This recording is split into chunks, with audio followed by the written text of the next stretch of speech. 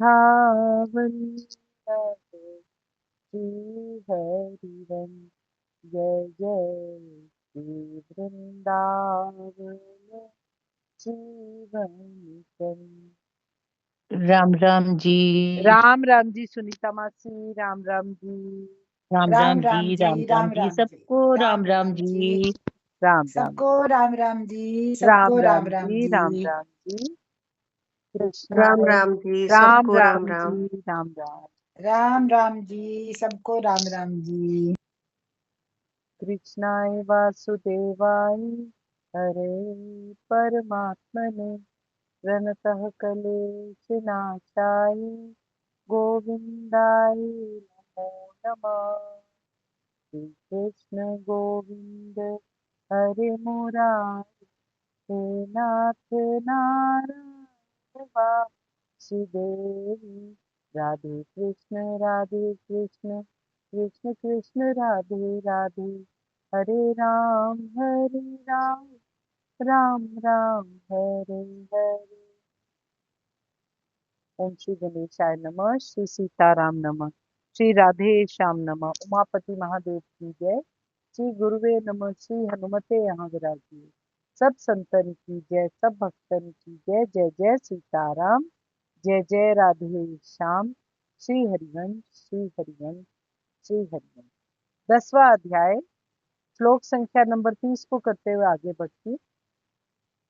मैं दैत्यों में प्रहलाद और गणना में राम राम जी।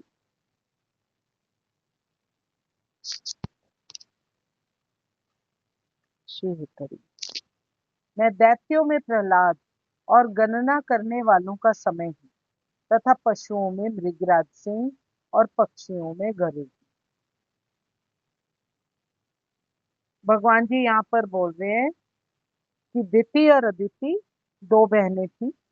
अदिति के पुत्रों का नाम आदित्य के नाम से जाना जाता था और दिति के जितने पुत्र थे वो दैत्य कहलाते थे। सारे आदित्य भगवत भक्त निकले थे और सारे दैत्य नास्तिक, सिवाय एक को छोड़कर प्रहलाद। प्रहलाद का जन्म तो दैत्य कुल में हुआ था, परंतु वो बचपन से ही परम भक्त था। इसलिए भगवान जी अपनी विभूति का एक एक्सटेंशन प्रहलाद जी को कह रहे हैं। अपनी भक्ति तथा दैवी गुण के कारण प्रहलाद श्री कृष्ण के प्रतिनिधि माने जाते हैं। दमन के अनेक नियम होते हैं, किंतु काल इस संसार की हर वस्तु को क्षीण कर देता है। इसीलिए भगवान जी यहाँ पर बोल रहे हैं, क्योंकि काल की सुप्रीमेसी है, काल एक्सटिंक्शन को रूल करता है, इसलिए भगवान जी कहते हैं कि वो मेरा प्रतिनिधित्व करता है।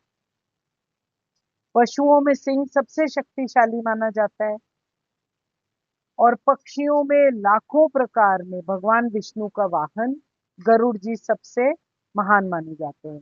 भगवान जी कहते हैं कि सिंह और गरुड़ दोनों मेरी विभूति हैं। श्लोक संख्या नंबर 31।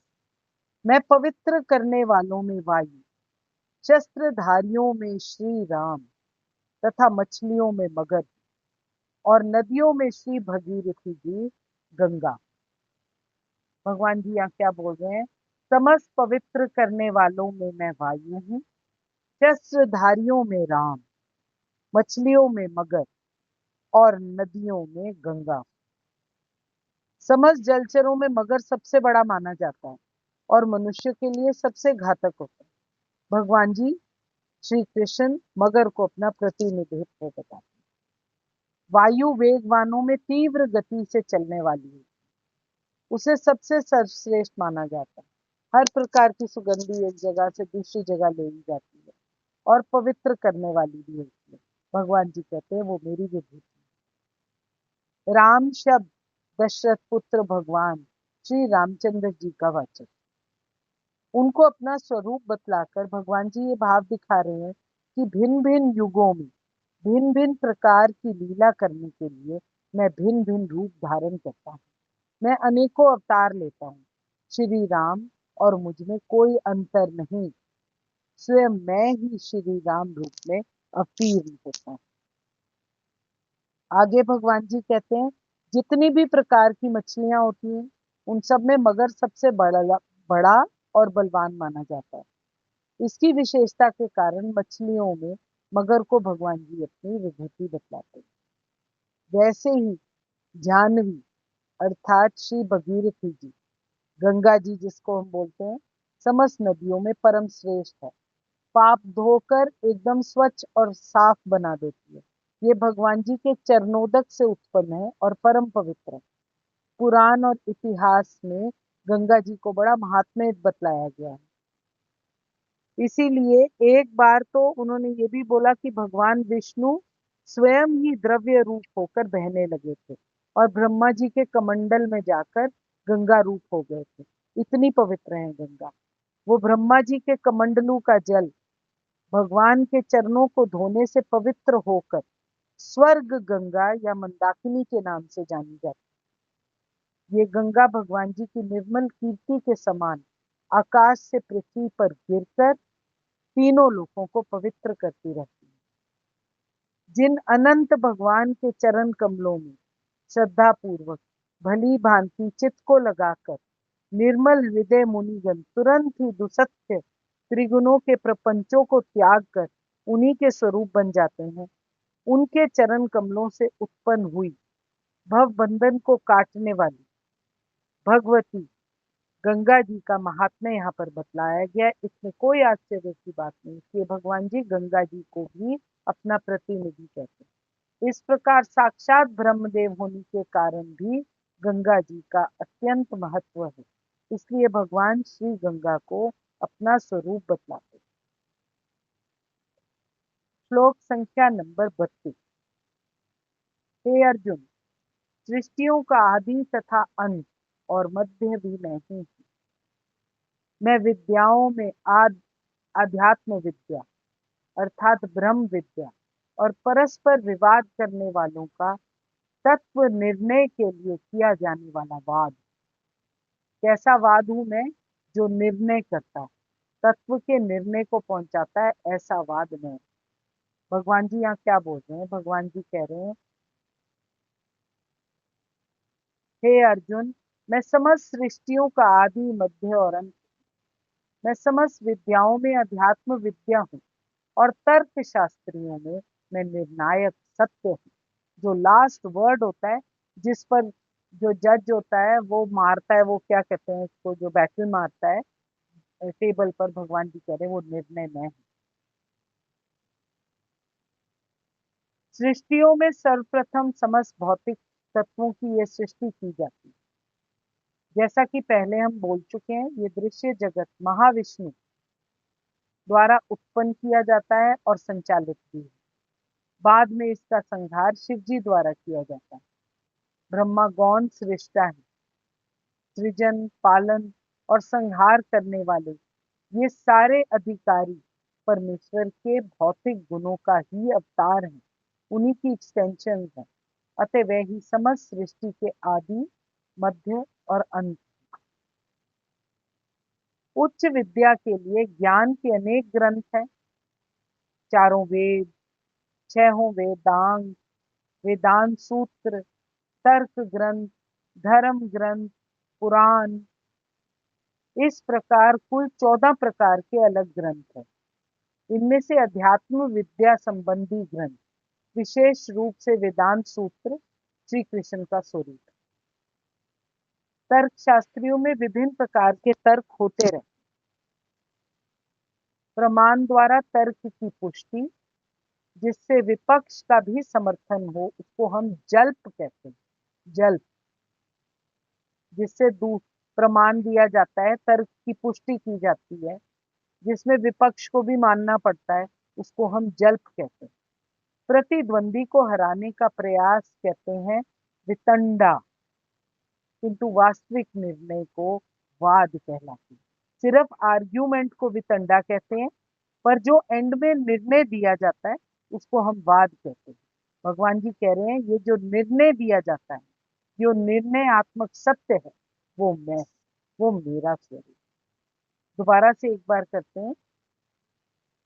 भूत शब्द जो है वो चेतन प्राणियों का वाचक है। जड़ चेतन समस्त वस्तुओं और समस्त लोगों को बिगिनिंग से एंड तक मध्य में परमात्मा कहते हैं, वो सब कुछ मैं हूं। जो घट रहा है, जो घट चुका है, जो घटेगा, वो सब कुछ मैं हूं, क्योंकि वो मेरी ही मर्जी से हो रहा है। अध्यात्म विद्या या ब्रह्म विद्या उस विद्या को कहते हैं जिसका कि हमारी आत्मा से कोई संबंध नहीं। ब्रह्म विद्या या आत्म विद्या, अध्यात्म विद्या एक ही चीज है। और ये क्या है, इसको हम आत्म विद्या के नाम से भी जानते हैं, क्योंकि ये आत्मा से संबंध है, जो आत्म तत्व का प्रकाश कराती है, जिसके प्रभाव से अनायास ही ब्रह्म का साक्षात्कार हो जाता है। संसार में ज्ञात या अज्ञात जितनी भी विद्याएं हैं, सभी में से ये सबसे निकृष्ट या अलग, ब्रह्म विद्या जो है वो सबसे निकृष्ट है या अलग है। उससे अज्ञान का बंधन टूटता नहीं। राम राम। उससे अज्ञान का बंधन छूट जाता है, परंतु इस ब्रह्म विद्या से अज्ञान की गांठ सदा के लिए खुल जाती है और परमात्मा के स्वरूप का ये हमको साक्षात्कार करा। ये सबसे श्रेष्ठ विद्या है, इसलिए भगवान जी इसको अपना स्वरूप बतला। ऐसे ही आगे बात करते हैं शास्त्रार्थ। शास्त्रार्थ में भी 3 प्रकार के स्वरूप है। एक हमने बात करी अभी जल्प, एक वितंडा और एक वाद। उचित अनुचित का विचार छोड़कर अपने पक्ष के मंडन करना और दूसरे के पक्ष का खंडन करने के लिए जो विवाद किया जाता है, दोनों आपस में जो बातचीत करते हैं, उसको जल्प कहते हैं। दूसरे पक्ष का खंडन करने के लिए किए जाने वाले विवाद को वितंडा कहते हैं। और जो तत्व निर्णय के उद्देश्य से शुद्ध नियत से किया जाता है, उसे वाद कहते हैं। जो तत्व निर्णय के लिए, निर्णय पर पहुंचने के लिए उसके उद्देश्य से जो शुद्ध नियत से जो हम आर्ग्यूमेंट्स करते हैं, उसको वाद कहते हैं। जल्प और वितंडा से केवल द्वेष, क्रोध और हिंसा ही उत्पत्ति होती है। और वाद से जब निर्णय पर हम पहुंच जाते हैं, सत्य के निर्णय में जब हम चले जाते हैं, वो कल्याण साधन है, उससे कल्याण प्राप्त करने की सहायता मिलती है। जल्प और वितंडा को त्याग देना चाहिए, वाद आवश्यकता होने पर ग्रह्य होता है। भगवान जी अपने आप को वाद बोलते हैं, अपनी विभूति बतलाते हैं। श्लोक संख्या नंबर 33। मैं अक्षरों में अकार हूं, समासों में द्वंद नामक समास हूं। अक्षय काल अर्थात काल का भी महाकाल, तथा सब ओर मुख वाला विराट स्वरूप, सबका धारण पोषण करने वाला भी मैं ही।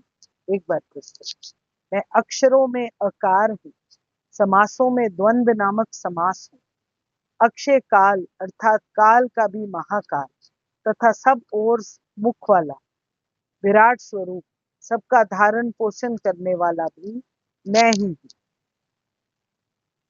भगवान जी यहाँ क्या बोल रहे हैं, कह रहे हैं अक्षरों में मैं अकार हूं, समासों में द्वंद समास हूं, सब शाश्वत काल भी मैं ही हूं, और सृष्टाओं में ब्रह्मा भी मैं ही हूं।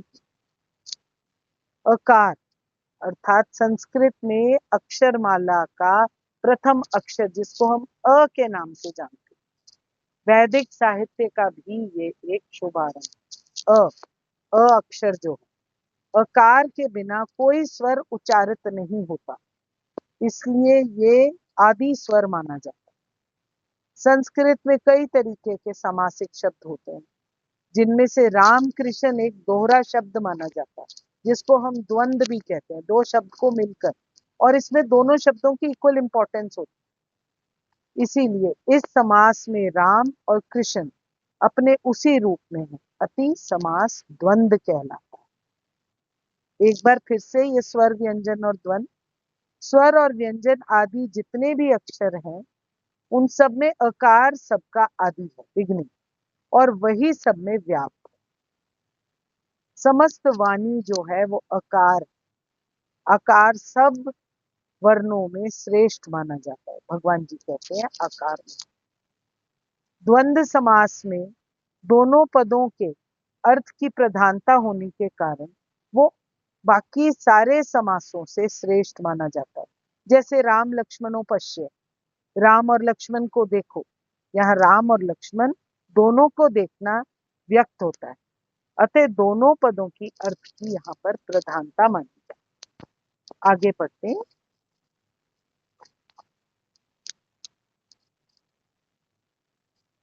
सृजन, पालन और संहार करने वाले ये सारे अधिकारी परमेश्वर के भौतिक गुणों के अवतार, अतः वे समस्त सृष्टि के आदि, मध्य और अंत माने जाते।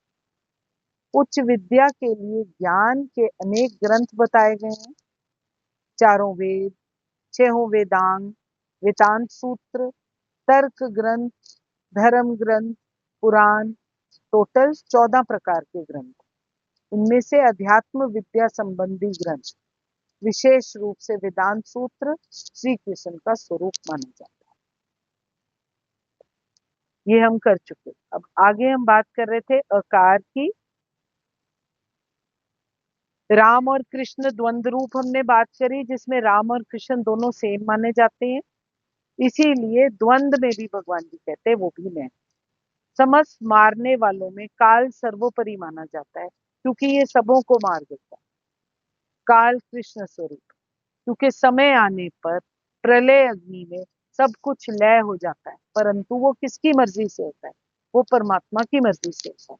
सृजन करने वाले जीवों में भी चतुर्मुख ब्रह्मा जी प्रधान माने जाते हैं, वो भी भगवान श्री कृष्ण के ही प्रतीक कहे जाते हैं।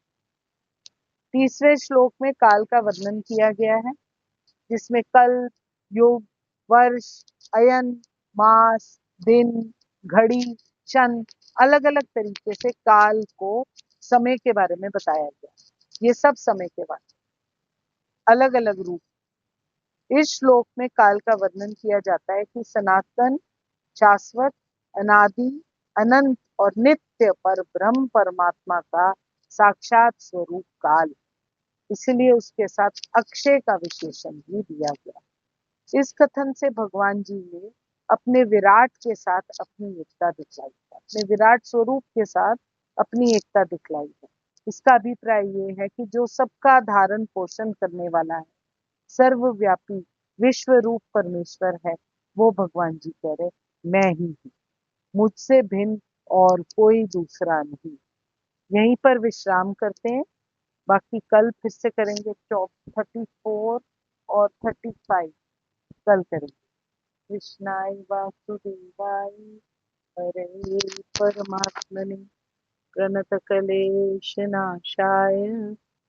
गोविंदाय नमः।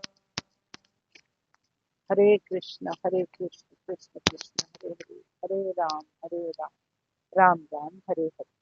मैं अनपढ़, अल्पज्ञ इस गहन विषय को छूने का साहस नहीं कर सकती, मेरी क्षमता नहीं है। इसमें जो त्रुटियां, कमियां और हल्कापन है, वो मेरी अपात्रता और अल्पज्ञता के कारण है। विज्ञ जन समझकर क्षमा कर दीजिएगा।